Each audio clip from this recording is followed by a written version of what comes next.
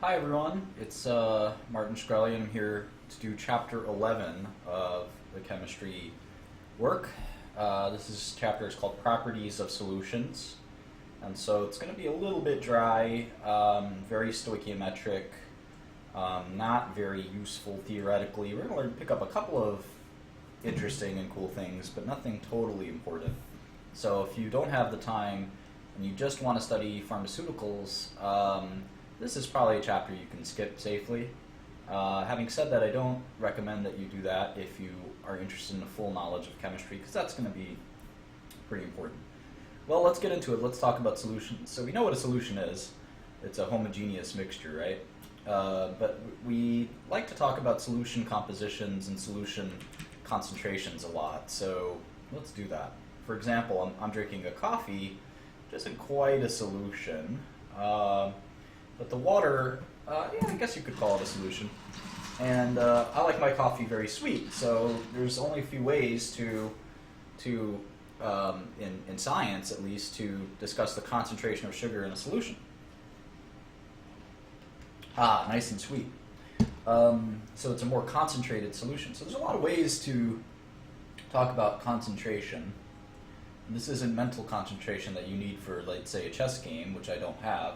This is more about the amount of solute in the solvent, right? So in this case, the solute is sugar and the solvent is water. Sugar, or sucrose, I guess, is a better way to put it. So anyway, we learned about molarity in chapter 4, just to review. Molarity is a really good way to explain concentration. And it's just moles of solute divided by liters of solution. We learned that a few times, right? So let's learn another way, mass percent. Mass percent. This is the mass of the solute divided by the mass of the solution. This makes a lot of sense to me, right? If you have something that's 10%, you have to express it as a percentage, so you multiply it by 100%. So if you have something that's, you have 10 grams of sugar in 50 milliliters of water, that's what, 1 over 5, a 20% sugar solution, right? So that makes sense. That's another way to do it. A third way to do it is we'll call the mole fraction, which is similar to the mass percent, except it's the moles. So say solute over solute plus solution is the mole fraction, and that makes a ton of sense. And finally, we have this new one that I encourage you to learn called molality. Not molarity or morality. Morality is totally different. But molality, which is moles of solute, similar to molarity. The numerator is moles of solute. The denominator is different. It's actually kilograms of solvent. So this is an easier, if you want to do it with a weight-based denominator, you get molality. If you want to do it with a volume-based denominator, you get molarity, and you can obviously convert between the two pretty easily. So the book wants us to do an ethanol solution. This is a alcohol that we drink. Some of us drink, at least. I hope you don't drink too much. 1 gram of ethanol. So we'll just put down the ethanol, C2H5OH. We're going to learn a lot of these organic hydrocarbons in chemistry over time, but C2H5OH with 100 grams of water. So they're going to put, and this is important because this might trick you. They put 1 gram of ethanol in the 100 grams of water, and they give a final volume of 101 milliliters. So they remember the new volume of the solution is 101 milliliters. It is not 100. Remember, 1 gram equals 1 milliliter. Never forget that. All right, so molarity we can calculate pretty easily, right? How many moles do we have here? Well, we have 2 carbons, so that's what?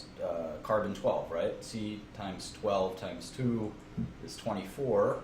Hydrogen, we've got 6 hydrogens. They weigh 1 each, so that's 6. Now oxygen weighs 16, and we have 1 of those. So this is equal to 46. Is that about right? Yeah, 46.07 if you add all of the decimals. So that's grams per mole of ethanol, 46. Anytime you drink a beer, you can say, well, the ethanol in this beer is 46.07 grams per mole. And whoever your bartender is will stop serving you, I would imagine. So in any event, we have 1 gram of ethanol, which means we have a lot less than a mole. In fact, we have precisely 1/46 of a mole. And then if we multiply that, well, we can actually just calculate it. 1/46 of something is 2.717 times 10 to the negative second, or 2.0217, right? So 12 means 2.17 times 10 to the negative second. So this is how many moles we've got. And we know molarity, it's what? Moles over liters. So we got to convert 101 milliliters to liters, so that's simple. That's just 0.101 liters, right? 0.101 liters.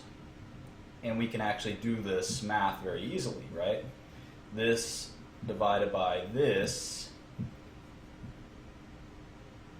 is equal to 0.215 molarity, or 0.125 molar. Okay, so that's easy. How about, we did this in chapter 4, in case you don't remember. So how about mass percent? Well, this is simple. We got 1 gram of the solute, which is the ethanol. And then again, very, very tricky here, we have 101 grams of the total solution, right? This is the 1 gram of the ethanol plus the 100 grams of the water. And we do the math, and it's not 1%, it's almost 1%, it's 0.99, a little less than 1% ethanol. That would not get you very, very drunk very quickly, 1%. I think things like whiskey and things like that are like 20%. I know maybe beers are like 6%, so this is a very dilute solution of alcohol. And I'm a lightweight. How about mole fraction? Well, let's see. We've got 2.17, right, times 10 to the negative second moles of ethanol. We calculated that. How about water? Well, 101, well, so it was 100 grams of water, if I recall. And water weighs 18 grams per mole. So if we have 100 grams of water, we have more than 1 mole. In fact, we have 100 divided by 18, which is 5.58. So if we divide, we have a very small amount, less than like 2% of 1 mole, 0.02 moles of ethanol, but we have 5.5 moles of water. So the mole fraction is 0.0389. 0.0389, the mole fraction. And finally, we have molality. Well, molality is easy because it's just moles. Instead of liters and molarity, we have kilograms. And we know that this is 0.1 kilograms because it was 100 grams, right? So 0.1 kilograms. And notice in molality, just like in molarity, we don't adjust the solution, it's just the solvent. So instead of 101 grams, it is actually 100 grams of H2O, which is 0.1 kilograms. So if we add this up, we get 0.217 little m, which is molality. And notice the molarity is big M, and that's 0.215 molarity. Finally, I want to introduce you to this concept of normality. Normality. This is kind of a tricky concept. This is on page 513. And the concept of normality, let's just take a look. Let's take a look at hydrochloric acid. The molar mass is 36.5 grams per mole. The equivalent mass is 36.5 grams, 36.5. So what does that mean? What does that mean? Well, it means that in normality, what we're focused on is for acids and bases, is how many protons can it donate? And so 1 molar here is 1 normality here. And so if we look at or sulfuric acid, let's call it sulfuric acid, this is interesting because it's donating 2 protons. So the equivalent mass is actually 49. So 1 molar is actually 2 normal. And so the point here is that we're worried about how many how many sort of moles of electrons and things like that can we give out? And so we either divide by 2 or whatever the functional unit is. And it doesn't have to be acids and bases. Here's just a normal CaOH2, calcium hydroxide. I guess this is a base. And it's going to give 2 OH units, right, per molecule. So the normality is 2. And so anyway, we'll need this from time to time when we do various calculations. All right, let's get into a different topic. Oh, I have a bit of a cold today, so. All right, let's see. 11.2.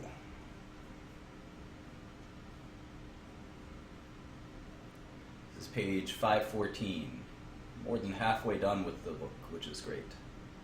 Making good progress. And this section is called The Energies of Solution Formation. And the good thing about this is we're piecing together things that we've learned in prior chapters.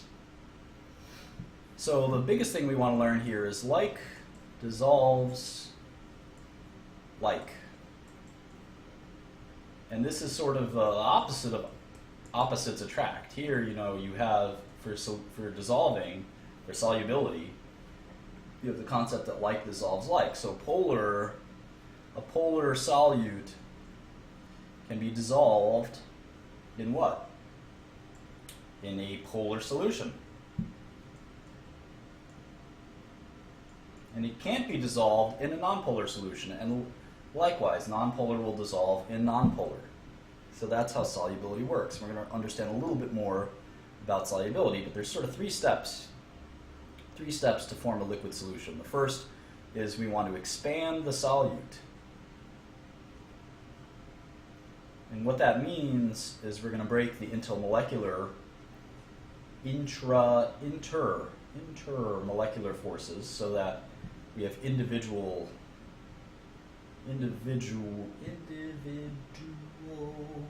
solute components, right? Like Na and Cl, you want to break those apart. Next, the intermolecular forces, so expanding the solvent, same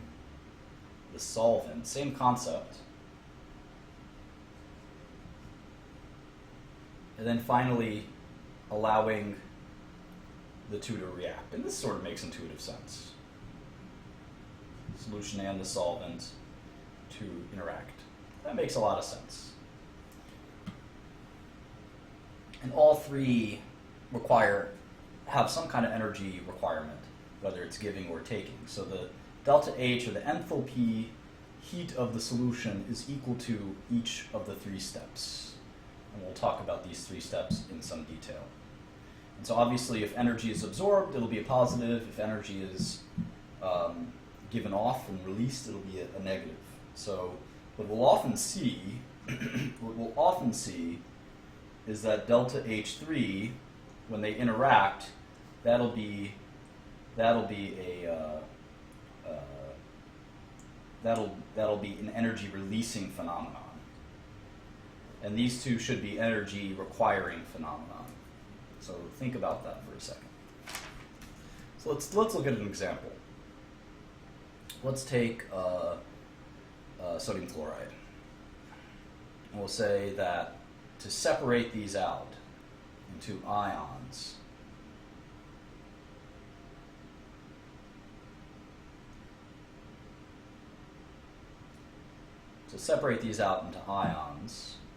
requires some energy, right?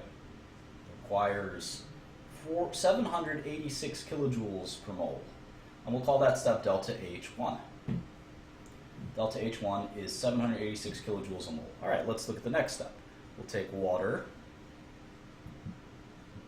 and then we'll take these ions and as gases, right? And then they'll become aqueous.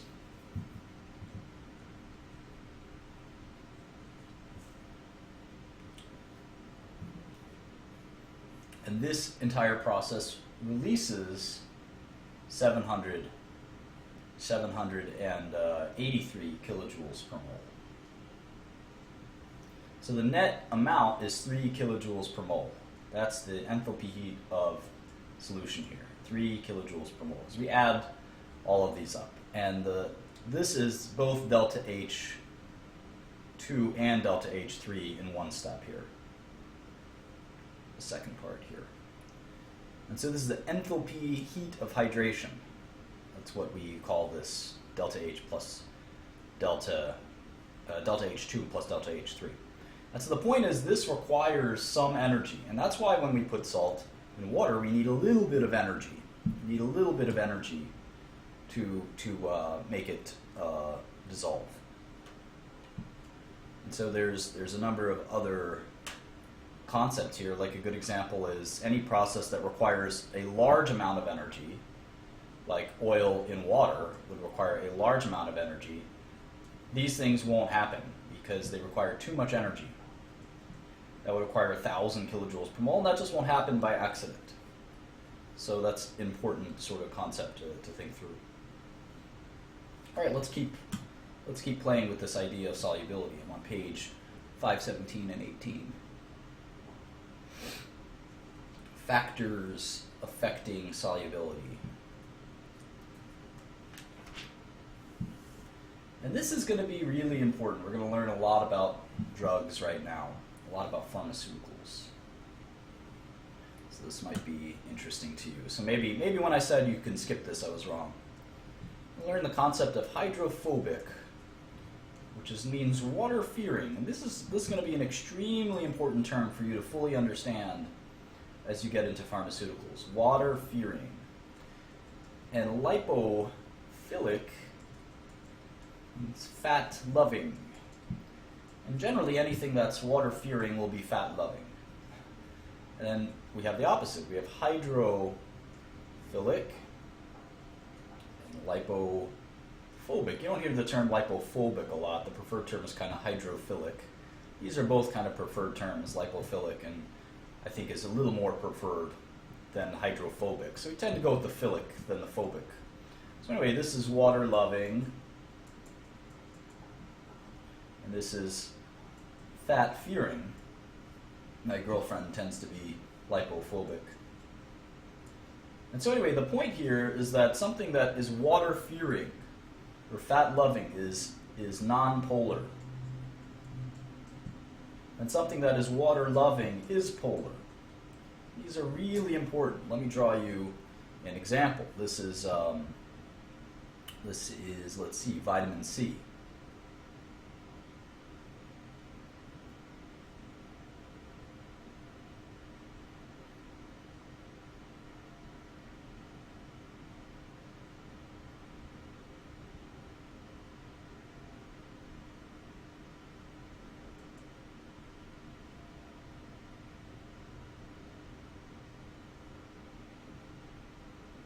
So can you tell if this is, which one of the two this is? Well, I'm not drawing the carbons because that's what we do in organic chemistry. I'm sort of preparing you for that. The book draws out all the carbons. But in this case, this is pretty obvious that this is a polar molecule. Why? Well, you have all of these electronegative groups. You have all of these electronegative groups. 2, 3, 4, 5. These are all going to have polarities. They're going to have dipoles that have the oxygen is going to pull the electrons towards it. This is vitamin C. This is very polar. Let's try a different one.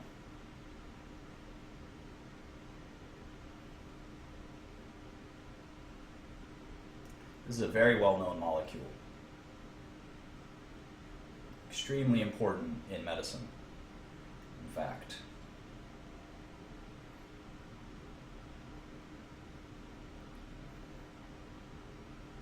See if you can guess it just from looking at it. Some people can.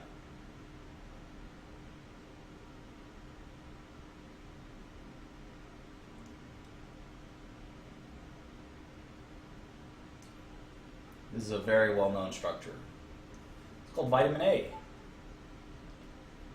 And it's the basis for retinoids.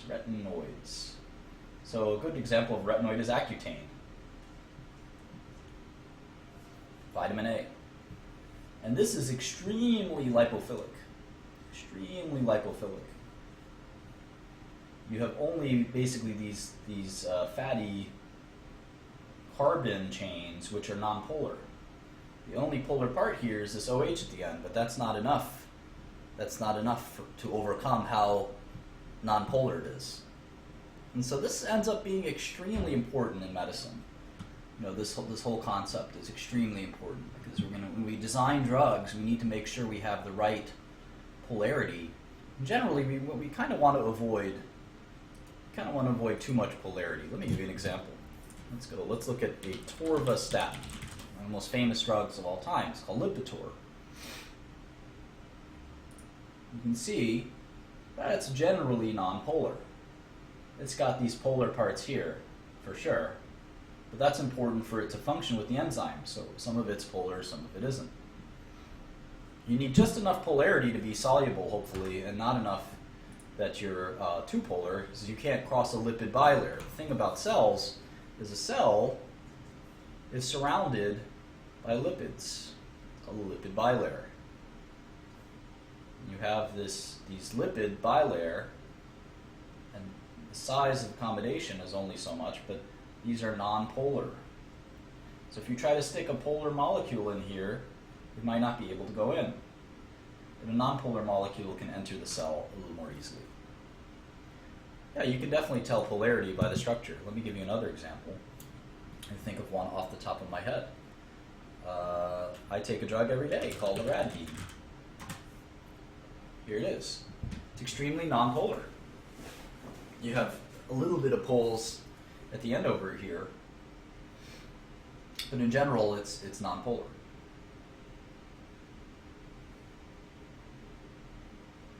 So drugs, especially drugs that we want to enter the brain, have to be extremely lipophilic. In fact, there's one way to tell is this log P. So we'll get to this in a future lesson. The partition coefficient log P is a way to tell the lipophilicity of something. We do this little experiment and we can determine it. And the blood-brain barrier, log P, generally has to be a certain amount. Let's take a look.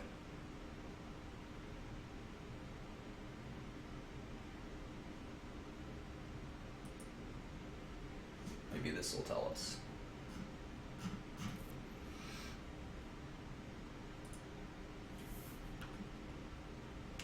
So you want the log P to be in the 0 to 2 range, or closer to 2 is what they say. 2 or above. So you need it lipophilic. If it's hydrophilic, it won't get into the brain. So look at how concentrated the CNS drugs are, or the brain drugs are, because they're very lipophilic. You can't have a brain drug that's hydrophilic, generally speaking. The molecular weight often has to be below 1,000 molecular weight, because that's the size of the lipid bilayer. So hopefully you learned something about drugs there. Next thing I want to teach you about is solutions and their solubility when it comes to pressure. We're going to learn very easily a simple law called Henry's law. Henry's law. And Henry's law simply states the solubility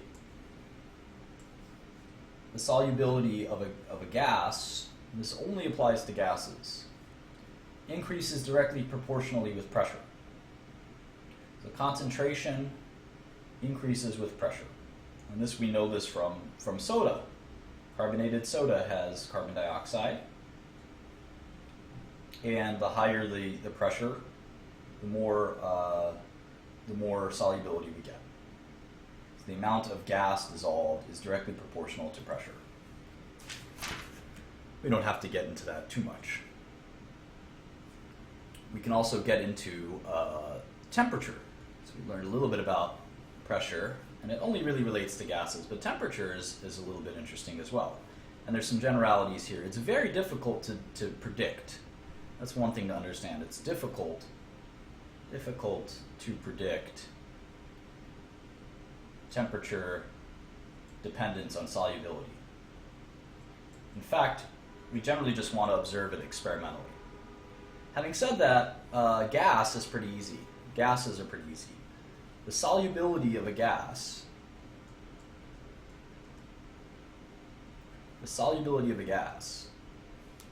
in water, and this is important, this only applies to water, you'll see why in a second, decreases with increasing temperature. And page 520 describes this pretty well. Decreases with increasing temperature.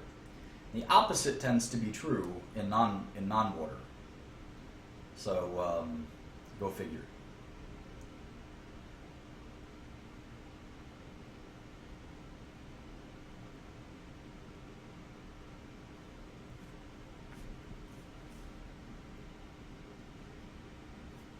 All right, let's move on to 11.4. The vapor pressures of solutions. We're all studying from the same book called the Zumdahl and Zumdahl chemistry book, 9th edition.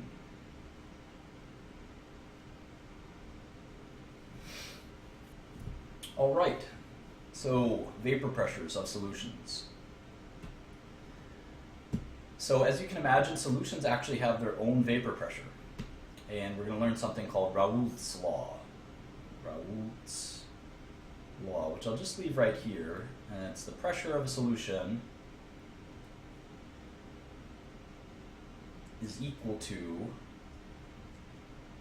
the amount of solvent multiplied by the pressure of the solvent. And we'll talk about what this means in a second. The observed vapor pressure of the solution, the mole fraction of the solvent, and the vapor pressure of the pure solvent. So we're going to talk about what this means in a second. But it's important because when we talk about solutions, we're going to find that a lot of the times when we have a solution, the properties of the solution change quite a bit. So equilibrium is one of the things that we're going to think about. So with respect to Raoult's law, let's do an example. So the expected vapor pressure at 25 degrees Celsius for a solution prepared by dissolving 158 grams of sucrose, which has a molar mass of 342.3 grams per mole, in 643.5 centimeters of water. What is the Raoult's law? Okay, well, how many moles? We need mole fraction, so we need to know how many moles of sucrose we have. Well, we have 158 and the molar weight is 342, so that's something like 0.4616 moles of sugar, of sucrose, table sugar that we've got. Okay, so that's good. So now we need to know how many moles we've got. Well, we know that we have 643 cubic centimeters of water. We know the density of water is close to 1, so if we multiply by the density of water, we get 641 grams of water. We know the molar weight of water is 18, so if we divide by that, we know that we have 18, but how many moles do we have? 35 moles, 35.6 moles of water. So the mole fraction is going to be that divided by that, which is very, very, going to be a very small number, if I would imagine. Let's see. Well, it's actually the mole fraction of water. So mole fraction of water is 35.6 divided by the solution, which is going to be close to 100%, right? It's going to be 98.7% of that solution was water. 98.7% of that solution is water. So we could start to do the vapor pressure of the solution is what we're trying to solve for. So we know the mole fraction of water is 0.987 in this case. And Raoult's law says to solve for the pressure, we're going to multiply that by the pressure in normal circumstances. So normal vapor pressure of water is 23.6 torr, 23.76 torr. So we multiply the two, it's going to be 23.46 torr. So basically the vapor pressure went down because we added sugar to it. And this is really cool. We added 158 grams of sugar into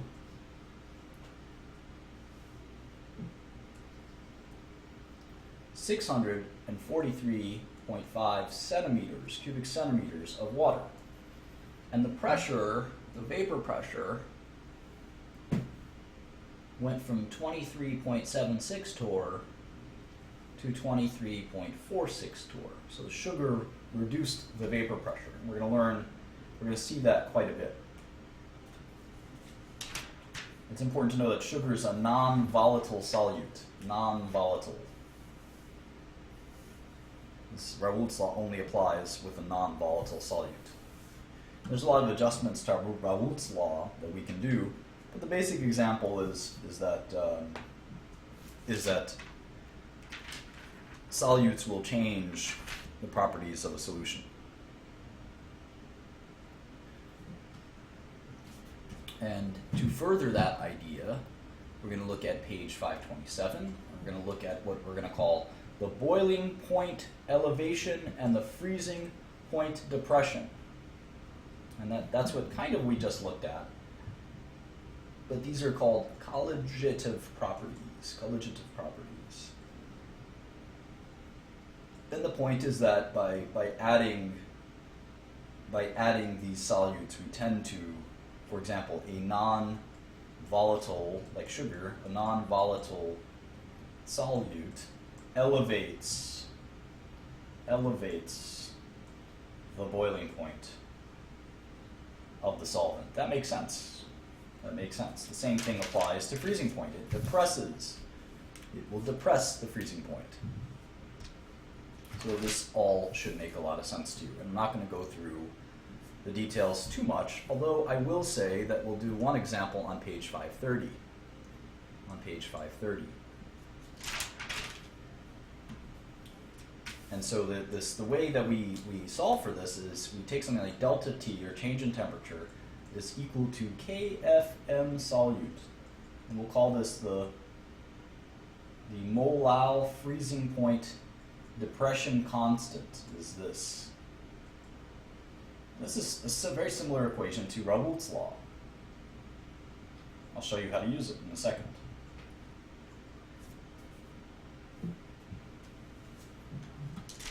I'll show you how to use it. And of course, M is the molality. So we learned molality, and that's why we learned it. Right, so the problem on page 530 is pretty cool. It's a chemist is trying to identify a human hormone by determining its molar mass. He wants to know the molar mass of this mysterious hormone. And this is not uncommon. We want to know the molar mass. We have a sample of this hormone, and it weighs 0.546 grams, and we're going to dissolve it in 15 grams of benzene. 15 grams of benzene. And the freezing point depression was 2.240 degrees Celsius. It decreased the freezing point by 0.240 degrees Celsius. And now we can calculate the molar mass from this. This is pretty cool.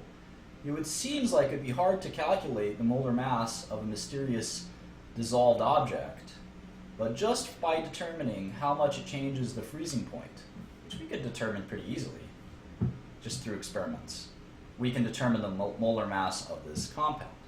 So the molality of this mysterious hormone is going to be equal to, because we know that delta T equals Kf times mole of the solute. So if we divide both by Kf, we isolate molality of the solute. So the molality of this hormone is just equals delta T over Kf. We know what delta T is, 0.240 degrees Celsius.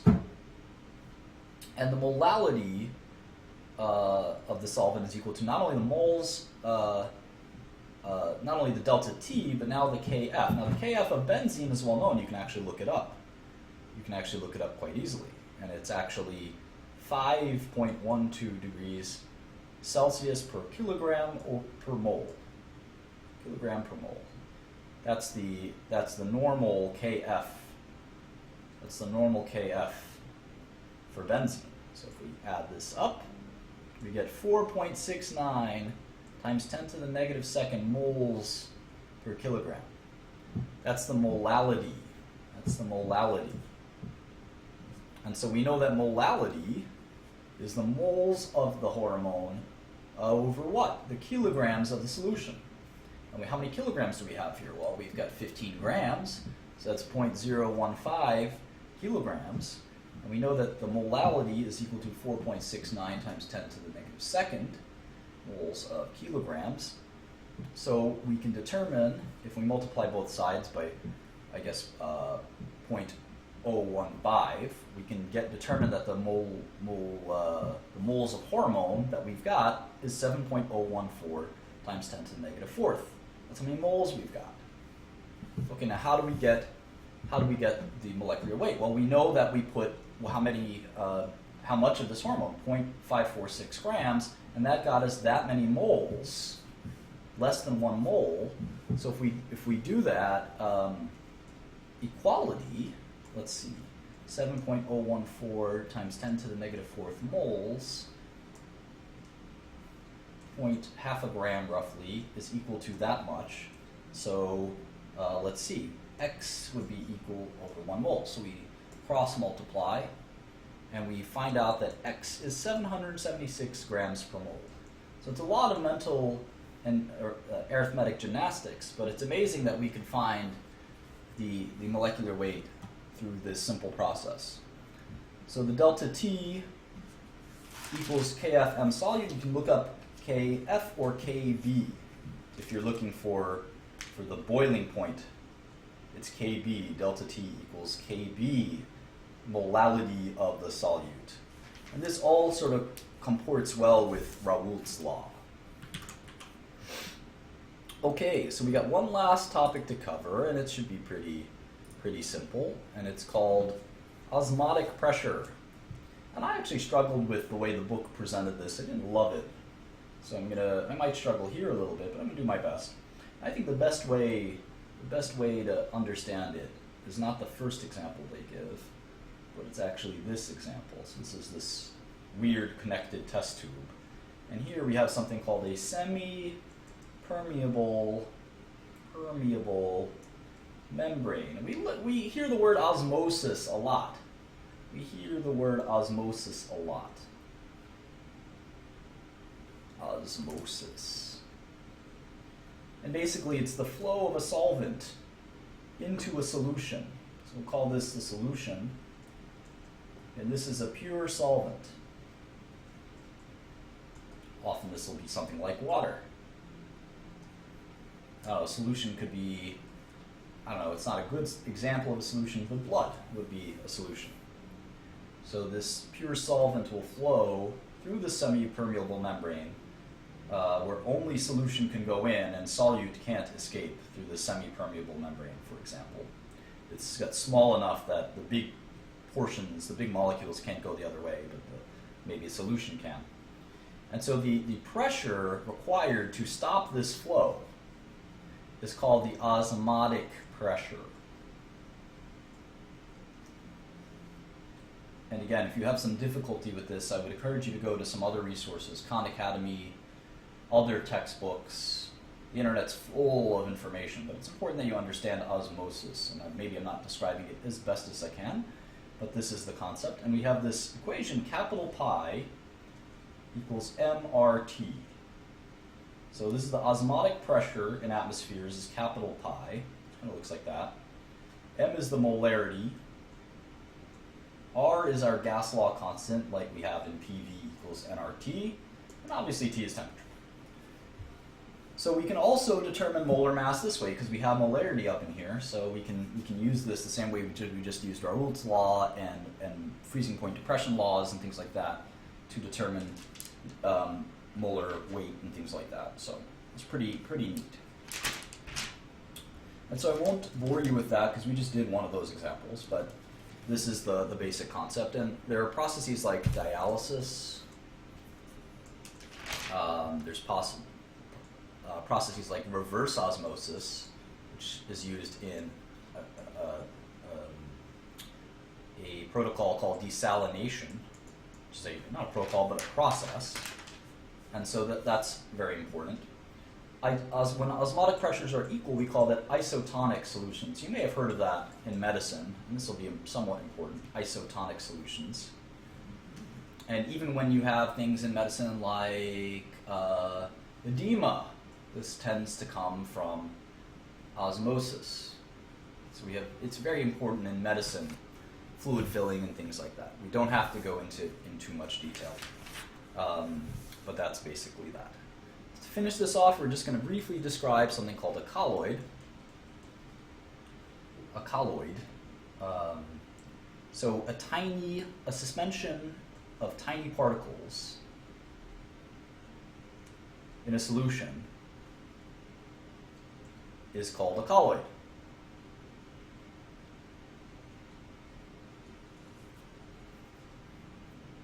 We don't have to get into this too much, but it's just important that you understand that there are solutions called colloids.